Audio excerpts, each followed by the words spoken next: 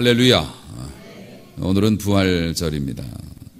2000년 전 오늘 이른 새벽에 예수님이 부활을 하셨습니다. 세상이 잠에서 깨어나기 전에 어두움이 채 가시지도 않았을 때 주님은 죽음을 이기시고 이 세상으로 다시 오셨습니다. 그 후로 예수님께서는 이 세상에 희망을 주셨죠. 사실 기독교에 있어서 가장 중요한 개념을 꼽으라고 한다면 이 부활 사건입니다. 예수님의 고난도 하나님의 사랑도 결국 이 부활이 이루어지지 못했다면 그거는 미완성, 의미 없는 것이 되기 때문에 그렇습니다. 우리 인간은 죄의 권세에 눌려 있습니다. 여기에는 모든 사람은 언젠가는 마지막 호흡을 내쉬고 흙으로 돌아가게 될 겁니다. 놀랍고 믿기지 않는 일이지만 사실 이게 현실입니다. 이곳에 있는 노인들도 또 이곳에 마당을 뛰노는 어린이들도 결국에는 죽음을 맛보게 될 겁니다. 그런데 예수님께서 죽으시고 살아나심으로 그를 믿고 따르는 자에게 영원한 삶이 있음을 보여주시고 그 길을 열어주신 것이 부활이기 때문에 하나님께서 예수님을 단순히 우리를 위해서 매를 맞게 하시려고 이 세상에 보내신 게 아니잖아요. 우리의 죄를 다 대속하시고 다시 살리시려고. 그래서 부활은 기독교에 있어서 가장 중요한 개념이고요. 그리고 부활하신 주님을 만나는 것은 이 성도들에게 가장 큰 행복이고 축복이라고 하는 거죠. 더욱이 오늘 이 부활절이라서 감사하고 좋고 우리 교회가 또 15번째 생일을 맞게 돼서 더 감사하고 그래서 오늘 생일을 또 축하하고 부활을 축하하는 의미로 도로 포장을 좀 했습니다만 마음에 드셨는지. 제가 하라 한 것은 아니지만 우리 주님께서 이렇게 깔아주신 것이라고 저는 믿고 너무 감사하고 좋습니다. 저희 마당 입구가 이렇게 공사 차량이나 이런 것들로 인해서 울퉁불퉁 패여서 아마 여러분들이 지나다니시기에도 불편하셨고 물도 고여서 보기도 안 좋았는데 저 아스콘을 딱 덮어 씌워 놓으니 그 패인 곳이 모두 평평해져서 아주 참 좋아졌어요. 사랑하는 성도 여러분, 하나님의 은혜와 축복이 바로 이런 것입니다. 우리 인생의 패인 것들, 우리 인생의 상처난 것들, 우리 주님께서, 부활하신 주님께서 싹 덮어주시는 겁니다.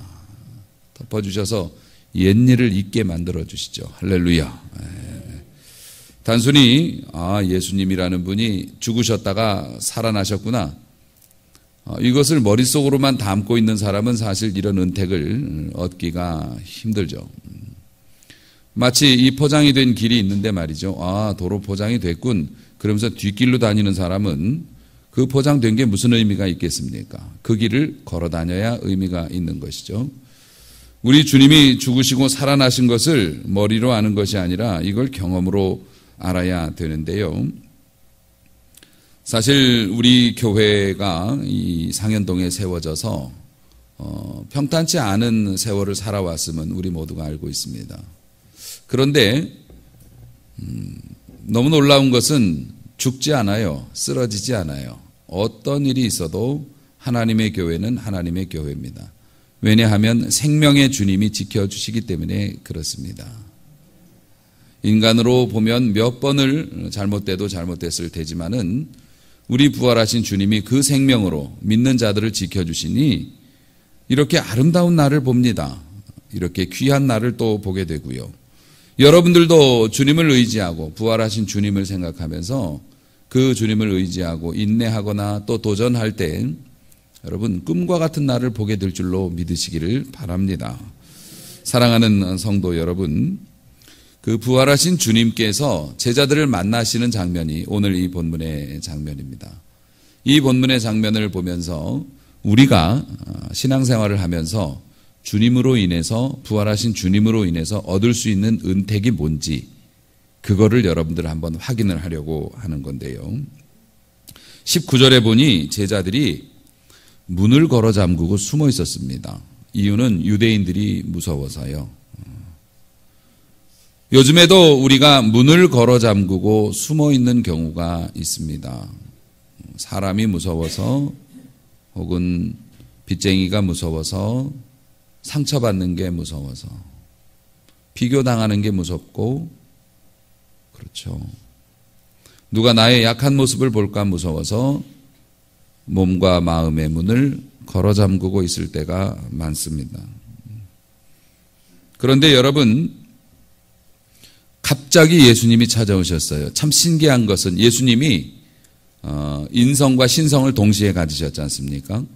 그런데 부활하신 이후로부터는요, 그 인성을 초월하시는 장면을 봅니다. 그 시점이 언제냐면 십자가에서 다 이루었다 하신 그 이후로는 인간의 육신의 제약을 받지 않으셨고요, 죽음의 권세의 제약을 받지 않으신 거죠. 그랬기 때문에 예수님이 부활하시고 나서는요, 문도 잘 안 열고 다니세요. 그냥 다니세요. 그냥 나타나시는 겁니다. 호리언이 나타나시는 겁니다. 제자들이 얘기하고 있는데 얼마나 놀랬겠어요. 문도 안 열고 갑자기 나타나시니까. 그러면서 예수님이 처음 하신 말씀이 뭔 줄 아십니까? 샬롬, 그렇게 하셨어요. 성경에는 너희에게 평강이 있을지어다 이렇게 말씀하셨는데 그게 원어로는 샬롬입니다. 우리 주님께서 무서워서 문을 걸어 잠궜는데, 그 우리가 세상이 무섭고 힘들어서 몸과 마음의 문을 걸어 잠궜는데 열지도 않으시고요, 그냥 마음 안으로 들어오세요. 어느 날 갑자기 주님이 내 속에서 말씀하세요. 샬롬, 평강이 있을지어다. 예수님 믿는 은택이 바로 그런 거예요. 세상에서 산에 올라가서 막 굴을 파고 기도를 해요. 100일 지성을 드려야 한다고 해요. 3000번의 절을 해야 한다고 해요. 그래야 그분을 만날 수 있고 그렇다고 해요. 그런데 우리는 그런 정성도 없어요. 예수 믿는 사람들이 얼마나 게으른데요. 예수 믿는 사람들은 다 공짜인 줄 알아요. 하나님이 사랑해 주신다는 얘기만 기억해가지고 다른 타 종교 믿는 사람들보다 상당히 불성실해요. 개신교 교인들이. 그런데도요, 우리가 하나님의 은택조차도 잃어버리고 세상에 취해 있을 때도 어느 날 갑자기 주님께서 내 마음에 들어오셔서 우리의 공로나 우리의 수고나 심지어는 우리가 원하지도 않았는데 어느 날 갑자기 우리의 마음에 오셔서 샬롬이라고 말씀하세요. 우리가 주님을 초청할 능력이나 그러한 자격도 없어서 꿈도 못 꾸고 있을 때 주님은 갑자기 우리 마음에 오셔서 평화를 말씀하세요. 그 평화를 주십니다. 예수 믿는 은택이 바로 이런 것입니다. 사랑하는 성도 여러분, 그 사랑이죠. 여러분 가끔 그렇게 찾아오십니다.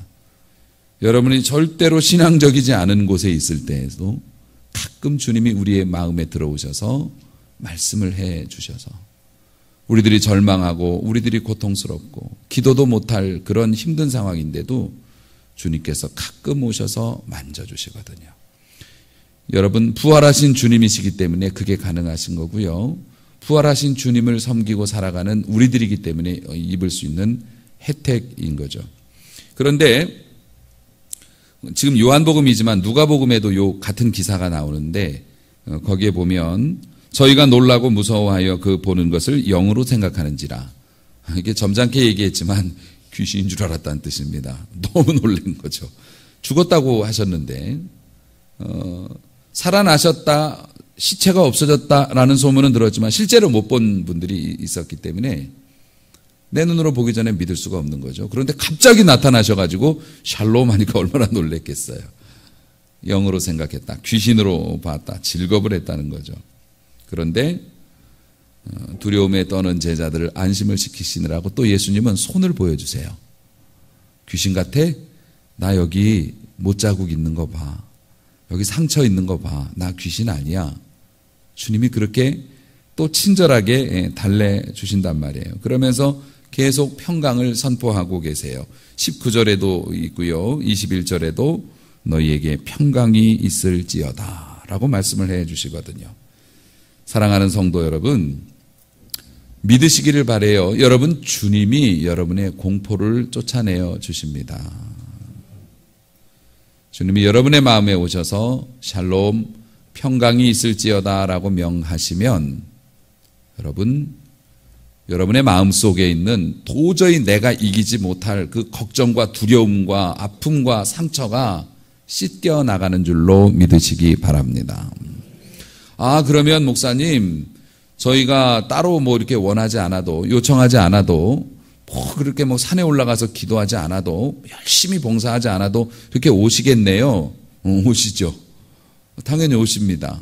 근데 그거 믿고 기다리시면 고생 좀 하셔야 됩니다. 왜냐하면 죽을 만큼 힘들어야 오시니까. 꼭 죽을 만큼 힘들어서 만나시겠어요? 어떤 때는 주방에서 혼자 막 봉사하고 있는데, 어떤 때는 혼자 막 청소를 하고 있는데, 어떤 때는 집안에서 산더미 같이 쌓인 설거지를 이렇게 보면서 나만 이거 하냐? 그러면서 속상해가지고 그릇을 막 투닥투닥 하고 있는데, 그렇게 힘든 삶을 살고 있을 때 가끔 뒤에 오셔서 샬롬, 내가 있잖아. 여러분, 신앙생활을 열심히 해야 되는 이유가, 주님은 우리가 정말 바닥까지 내려가도 샬롬으로 오시지만 주 앞에서 열심을 내오고 또 주 앞에서 충성하고 그러면 더 자주 오시죠. 더 자주 오셔서. 여러분, 성가대 찬양 오늘 은혜스러웠죠? 아니라고요? 아멘이라고 한 걸 내가 아니오라고 들었나 봐요. 죄송합니다. 누가 제일 은혜 받는 줄 아십니까? 성가대가 제일 은혜를 많이 받아요. 제일 많이 연습하고 제일 가사를 깊게 생각하고 그거를 온전하게 또 전달하기 위해서 사랑으로 수고한 거잖아요. 우리 성도들에게 하나님께 영광 돌리고 우리 성도들 은혜 끼치려고 그 사랑 때문에 수없이 많은 시간을 수고해서 이렇게 하기 때문에 성가대 찬양하시는 분들이 사실 은혜는 제일 많이 받고, 괜히 혼자 찬양하다가 또 눈물 터져가지고 연습 다 했는데 노래 못 부르고 그런 일도 많죠. 그것처럼 우리 주님을 위해서 신앙생활 열심히 하시는 분들이 샬롬을 많이 보기는 합니다. 하지만 잊지 마세요. 부활하신 주님은 못 가실 곳이 없잖아요. 여기는 예수님 못 오실 거야. 내가 이렇게까지 나쁜 짓을 했는데 주님이 나 안 쳐다보실 거야. 그래도 오셔서 샬롬 하십니다. 부활하신 주님이시기 때문에 그렇죠. 뿐만 아니라 예수님께서 이렇게 오셔서 두려움에 질린 사람들을 평화롭게 만들어 주시고 21절 말씀을 보시니 아버지께서 나를 보내신 것 같이 나도 너희를 보내노라 이렇게 말씀하세요. 부활하신 주님이 우리에게 사명을 주십니다. 사명을. 일거리를 주신다는 거예요. 아이고, 평안만 주시면 좋은데 일하라 하시네. 여러분, 일하는 것이 물론 힘은 들지만 얼마나 좋은 것입니까? 일하고 싶은데 일터를 찾지 못하고 쓰임받지 못해서 방황하는 사람들의 아픔과 절망을 세상을 살아보셨으면 아셨을 겁니다. 세상의 일만 해도 모두 다 출근하는데 자기는 출근할 곳이 없어서 오늘은 어디로 가야 하나? 그런 아픔이 얼마나 큽니까? 더군다나 인생을 살아가면서 육신이 멀쩡하고 공부도 많이 하고 세상에 영향력도 있는데 주를 위해서 할 수 있는 게 없어요. 얼마나 불쌍한 사람들입니까? 부활하신 주님이 우리를 만나셔서 사명을 주십니다. 사명을 주셨다는 것은 말입니다. 마치 그리스도의 군병을 만들어 주시는 거예요. 전쟁터에서 군인이 가지고 있는 권세가 얼마나 큰 줄 아십니까? 내가 어느 회사 회장인데 내가 돈이 얼마가 있는데 안 됩니다. 여기는 작전지역이니 들어가실 수 없습니다 하면은 그 말 들어야 돼요. 평소에는 꿈에도 만져보지 못할 수억 원짜리 수백억짜리 그런 장비를 그냥 막 몰고 다닙니다. 막 사용합니다. 그 권세와 위력이라는 게 얼마나 큽니까? 주님이 주신 사명을 가진 사람들이 그렇게 세상을 삽니다. 할렐루야. 사명이라는 게 그만큼 중요하죠. 여러분, 사실 이 제자들이 사명을 받을 만한 사람이었나요? 주님이 맡기실 만한 사람이었나요? 아닙니다. 도망갔던 사람들입니다. 믿지 못했던 사람들입니다. 다 실패했습니다. 아무것도 못했습니다. 지금 12제자들, 베드로를 포함해서 모든 제자들 그 중에 하나는 이미 자살했고요. 나머지는 다 벌거벗고 도망가고 이리저리 도망가서 코빼기도 안 비쳤습니다. 3년을 예수님과 함께 먹고 마시면서 예수님의 가르침을 들었고 예수님 앞에 그렇게 아부를 떨면서 예수님 최고라고 그랬던 제자들이 예수님 돌아가실 때 다 도망가가지고서 아무도 없었습니다. 베드로는 왜 거기까지 따라가서 저주까지 했대요? 그냥 도망가지. 할 말이 없는 사람들입니다. 그런데 오셔서 사명을 맡기셨다는 거예요. 할렐루야. 교회에서 이런저런 부탁이나 봉사할 때 나 자격이 없는 사람이라고 오늘 이후로는 말하지 마시기 바랍니다. 자격이 없는 사람은 없어요. 주님이 제자들을 찾아오셔서 사명을 주시잖아요. 나는 부족해서 주님이 버리실 거라고 생각하지 마세요. 이전에 실패했다고 주님이 다시 안 쓰실 거라고 생각하지 마십시오. 실수하고 죄지었다고 버림받을 거라 생각하지 마십시오. 부활하신 주님, 제자들을 찾아오신 주님은 오늘도 여러분을 찾아오셔서 사명을 주실 것입니다. 그냥 지금부터 받으시면 돼요. 그러면 새로운 삶이 열리게 된다는 거죠. 이게 예수 믿는 즐거움 아니겠습니까? 여러분, 많은 것을 가지고 썩히고 묵히고 그래서 버리면 좋겠습니까? 알뜰하게 쓰고 바닥까지 긁어서 쓰는 게 좋죠. 썩어서 버려, 녹나서 버리는 것보다 달아서 없어지는 게 낫죠. 그런 의미에서 보면 은사를 많이 가지고 계신 분들, 그런 분들이 이게 큰 교회 보면 넘치지 않습니까?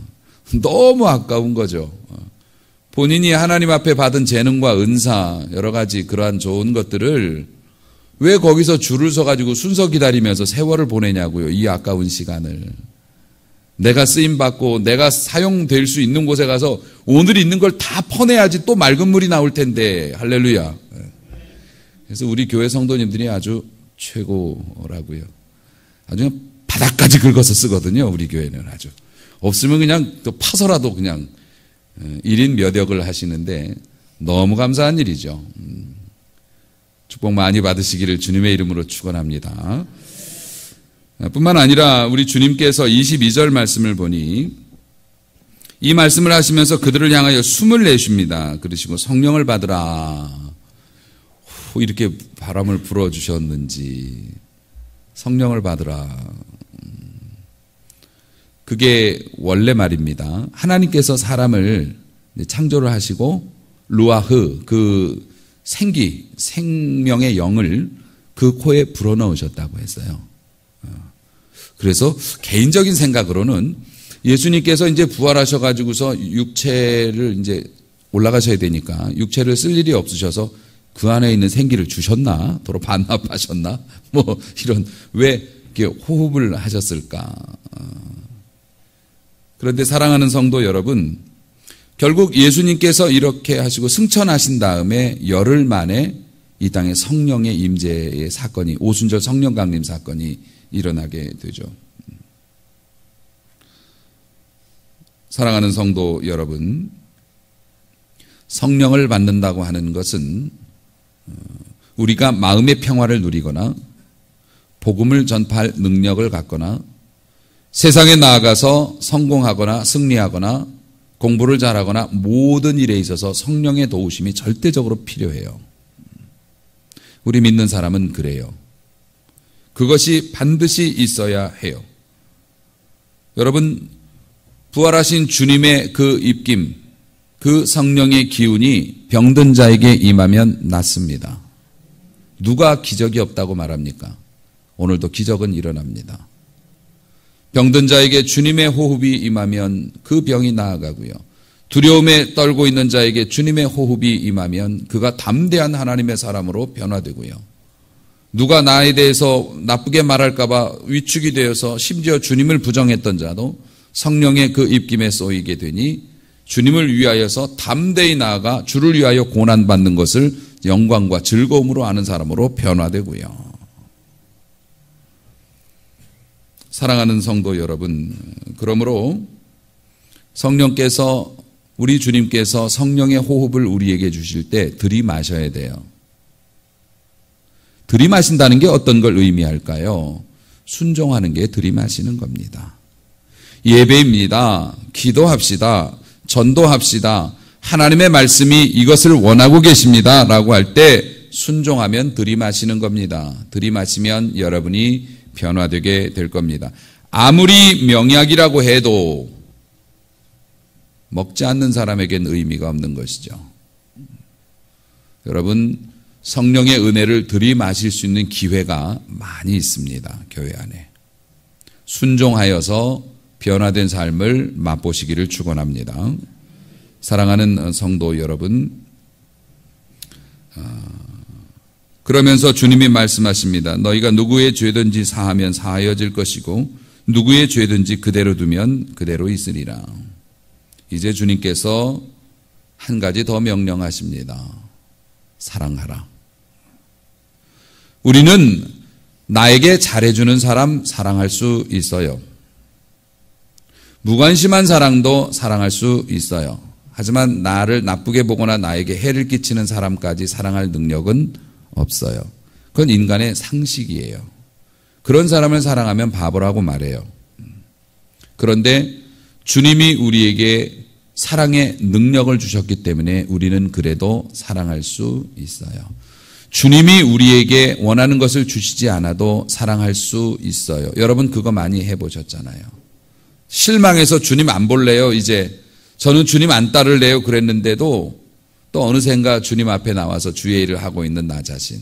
이게 왜 그렇습니까? 구원받은 자는 사랑의 능력이 있어서 내 힘이 아닌 주님이 주시는 사랑 때문에 또 찾아가고 또 용서하고 또 받아주고. 여러분, 우리는 이제 부활하신 주님을 만나기 때문에 미워할 자유가 없습니다. 사랑할 자유만 있을 뿐입니다.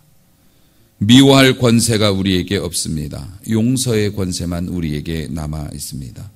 서로 사랑하고 용서하시면 우리 주님께서 우리의 마음에 성령을 보내주시고 온갖 하나님의 귀한 은사를 여러분이 맛보게 해 주실 줄로 믿으시기 바랍니다.